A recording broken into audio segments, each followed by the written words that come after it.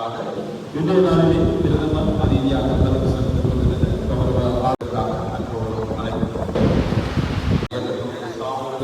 பாராளுமன்ற உறுப்பினருமான கௌரவ கல்வி சுமந்திரன் ஐயா அவர்களையும் மங்கள உரைக்கின்றதற்காக அன்போடு அழைக்கின்றோம்.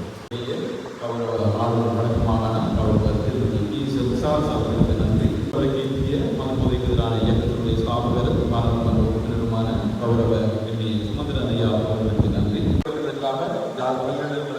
சட்டத்துறை தலைவர் திருமதி கோசலை அவர்களை அன்போடு அழைக்கின்றோம்.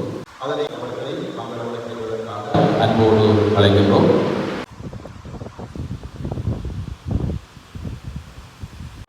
மங்கள உரைக்கின்றதற்கான ஒருங்கிணைப்பாளர் திரு தேவராஜா, அதனைத் தொடர்ந்து கருத்தரங்கம் செயற்பாட்டாளர் கௌரவிப்பும் தந்தை செல்வா கலையரங்கு இந்த இடத்தில்